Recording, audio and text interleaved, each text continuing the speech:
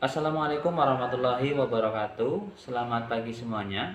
Bagaimana kabarnya hari ini? Semoga semua dalam keadaan sehat walafiat dan tetap dilindungi Allah Subhanahu wa taala. Baik, untuk memulai pembelajaran kita di pagi hari ini, mari awali dengan bacaan basmalah bersama-sama. Bismillahirrahmanirrahim. Semoga dengan bacaan basmalah yang telah kita bacakan bersama-sama akan membuat pembelajaran kita di pagi hari ini menjadi pembelajaran yang bermanfaat dan berkah bagi kita semua. Selanjutnya, untuk menumbuhkan rasa nasionalisme dan menambah rasa nasionalisme kita terhadap negara Republik Indonesia, marilah kita menyanyikan salah satu lagu nasional. Lagu nasional yang akan kita nyanyikan bersama-sama adalah lagu nasional Berkibarlah Benderaku. Sebelumnya saya pindah ke tengah terlebih dahulu.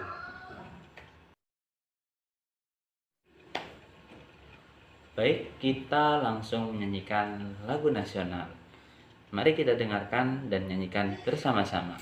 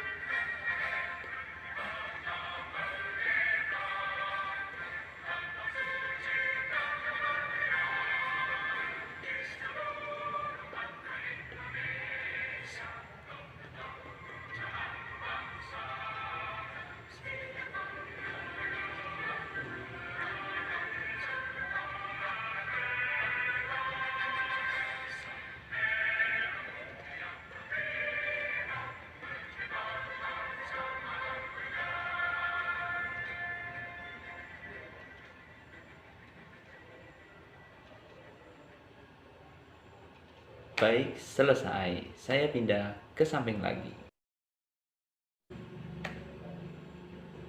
Baik, untuk pembelajaran kita di pagi hari ini, kita akan membahas salah satu dari rukun Islam. Nah, tentunya di sini sudah hafal dong, rukun Islam itu ada berapa? Ya, jika menjawab 5, tentunya betul, rukun Islam ada 5. Dan yang akan kita bahas di pertemuan kita hari ini hanya satu, yaitu yang terakhir atau yang kelima. Nah, rukun yang kelima itu apa? Tentunya sudah tahu dong, rukun kelima itu apa? Yaitu haji. Nah, kali ini kita akan membahas materi tentang haji. Nah, namun haji itu kan sangat berhubungan dengan umroh. Jadi, kita akan membahas materi haji dan umroh. Oke, selanjutnya langsung saja kita akan bahas mengenai haji dan umroh. Baik, yang pertama kita akan membahas mengenai haji terlebih dahulu. Nah, yang pertama adalah pengertian dari haji. Menurut bahasa adalah sengaja mengunjungi. Jadi pengertian haji secara bahasa adalah sengaja mengunjungi. Sementara menurut istilah adalah sengaja berkunjung ke Baitullah untuk melaksanakan beberapa rangkaian kegiatan ibadah haji yang telah ditentukan. Jadi menurut istilah yang namanya haji adalah kegiatan mengunjungi atau berkunjung ke Baitullah dengan melakukan beberapa langkah-langkah atau beberapa kegiatan yang memang sudah merupakan rangkaian dari pelaksanaan haji. Setelah kita membahas tentang pengertian haji, kita selanjutnya akan membahas mengenai syarat-syarat haji. Pada dasarnya, semua ibadah yang kita lakukan memiliki syarat-syarat tertentu, seperti ibadah sholat. Sholat memiliki syarat-syarat tertentu, begitu juga dengan haji. Nah, untuk syarat haji yang pertama adalah beragama Islam. Tentunya beragama Islam menjadi nomor satu, karena yang wajib melaksanakan haji adalah orang-orang yang beragama Islam. Ini pun dalam kutip mereka-mereka yang telah mampu. Yang kedua adalah balik atau dewasa. Yang ketiga adalah berakal sehat. Mereka yang tidak memiliki akal sehat atau sudah tidak memiliki akal sehat tidak diwajibkan melaksanakan haji atau sudah tidak bisa memiliki syarat melaksanakan haji. Karena untuk ibadah lain saja seperti ibadah wajib yaitu sholat, mereka sudah tidak diwajibkan melaksanakan sholat. Untuk yang keempat adalah mampu. Nah, yang kelima atau yang terakhir adalah merdeka. Mereka yang merdeka atau bisa dikatakan merdeka adalah mereka yang tidak terikat atau sedang ditahan. Mungkin mereka sedang ada perkara atau tahanan, mereka tidak memenuhi syarat melaksanakan haji. Nah, selanjutnya kita akan membahas di nomor keempat atau menjadi kriteria keempat syarat haji, yaitu mampu. Nah, apa sih yang termasuk dalam kriteria mampu? Untuk kriteria mampu, yang pertama adalah sehat jasmani. Tentunya menjadi syarat wajib atau menjadi syarat khusus adalah sehat secara jasmani. Karena ketika melaksanakan haji kita memang memerlukan tubuh yang fit, tubuh yang sehat. Nah, ketika kita memang sedang sakit atau menderita sakit dan dipanggil haji, lebih baik hajinya ditunda terlebih dahulu, menunggu keadaan membaik dan kondisi sehat. Yang kedua adalah aman dalam perjalanan. Aman dalam perjalanan ini adalah ketika kita melaksanakan haji, itu mungkin contohnya adalah misalkan suatu negara yang sedang berperang. Nah, suatu negara sedang berperang, mereka akan memberangkatkan beberapa orang atau rombongan untuk melaksanakan haji. Nah, ini mungkin bisa dikatakan adalah perjalanan yang tidak aman, karena sewaktu-waktu ketika mereka lepas landas dari bandara untuk berangkat haji, bisa saja ditembaki dari bawah, maka mereka akan tertembak, lalu jatuh atau mungkin terjadi kecelakaan. Dan ini merupakan kriteria mampu dalam haji. Nah, yang keempat,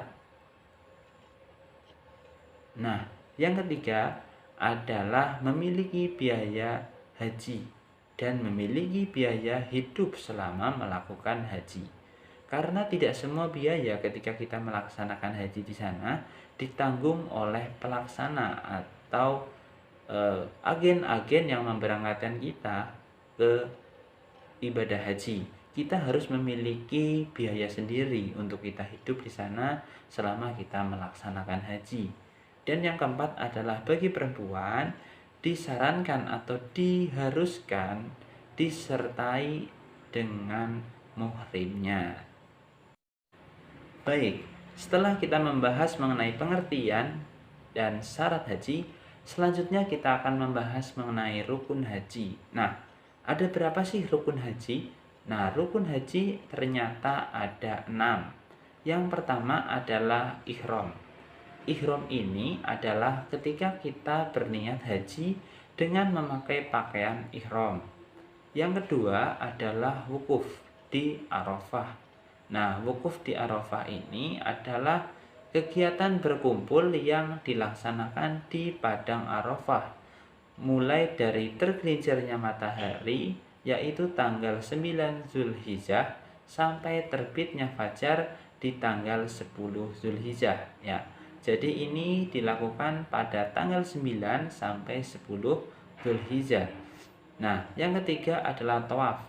Apa sih tawaf? Tawaf adalah mengelilingi Ka'bah sebanyak 7 kali putaran, diawali dengan Hajar Aswad terlebih dahulu.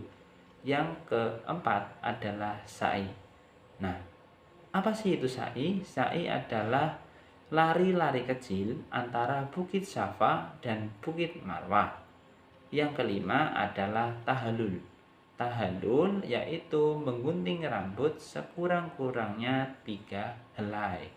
Dan yang keenam atau yang terakhir adalah tertib. Jadi pelaksanaan ini harus tertib atau sesuai dengan urutan yang telah ada. Nah, setelah kita membahas rukun, sekarang kita membahas wajib haji.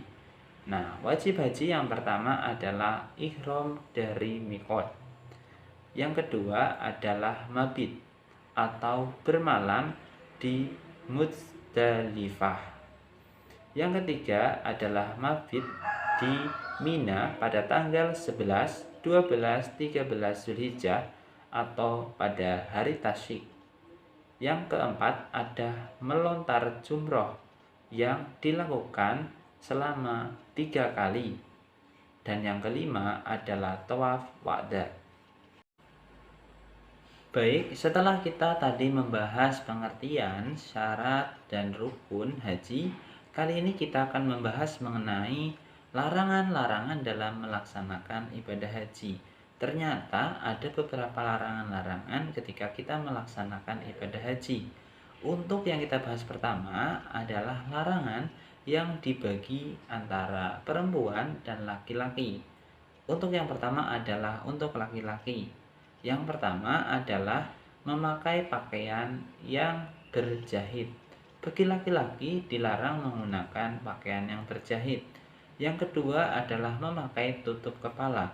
Nah, misalkan di Indonesia seperti peci misalnya, ini tidak diperbolehkan ketika kita melaksanakan ibadah haji.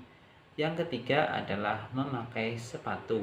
Memakai sepatu dalam ibadah haji ini juga tidak diperbolehkan. Untuk yang kedua adalah larangan untuk perempuan. Untuk larangan untuk perempuan adalah yang pertama memakai tutup muka. Ketika melaksanakan ibadah haji tidak diperbolehkan menggunakan tutup muka. Yang kedua adalah memakai sarung tangan. Memakai sarung tangan juga tidak diperbolehkan dalam kita melaksanakan ibadah haji, khususnya untuk perempuan. Nah, untuk yang ketiga kita akan membahas larangan yang berfungsi untuk laki-laki dan juga perempuan. Yang pertama adalah memakai wangi-wangian. Dalam melaksanakan ibadah haji, kita tidak diperkenankan untuk menggunakan wangi-wangian. Yang kedua, mencabut dan mencukur rambut atau bulu badan. Nah, mencabut atau mencukur bulu badan ketika kita melaksanakan ibadah haji ini juga merupakan salah satu larangan yang memang tidak boleh kita lakukan. Yang ketiga adalah memotong kuku. Ketika kita beribadah haji juga tidak diperkenankan atau tidak diperbolehkan untuk memotong kuku. Yang keempat, menikah, menjadi wali atau menikahkan. Ini juga tidak diperkenankan ketika kita melaksanakan ibadah haji. Nah, selanjutnya adalah melakukan bersetubuh sebelum dan sesudah tahallul pertama. Hal ini juga tidak diperbolehkan. Nah, untuk yang terakhir adalah berburu atau membunuh binatang yang halal di tanah haram. Tadi kita telah membahas larangan-larangan yang ada di dalam haji. Nah, selanjutnya apa yang terjadi ketika kita melanggar larangan-larangan tersebut? Larangan tersebut jika dilanggar, maka kita akan mendapatkan sebuah sanksi. Sebuah sanksi dalam pelaksanaan haji biasa disebut sebagai dam haji. Untuk yang pertama adalah sanksi apabila seseorang memakai pakaian yang berjahit dan tutup kepala bagi seorang laki-laki, atau bagi seorang perempuan memakai sarung tangan atau penutup wajah. Sanksi untuk hal ini atau dam haji untuk hal ini adalah menyembelih seekor kambing. Yang kedua, puasa selama 3 hari, dan yang ketiga, bersedekah sebanyak 9,5 liter makanan kepada 6 orang fakir miskin. Nah, selanjutnya untuk dam haji apabila seseorang melaksanakan kegiatan bersetubuh atau kegiatan laki-laki dan perempuan sebelum tahallul. Pertama, maka akan dikenakan dam. Yang pertama adalah menyembelih seekor unta atau seekor sapi atau 7 ekor kambing. Yang kedua, sedekah makanan kepada fakir miskin seharga seekor unta. Yang ketiga, berpuasa yang lamanya dihitung seharga seekor unta.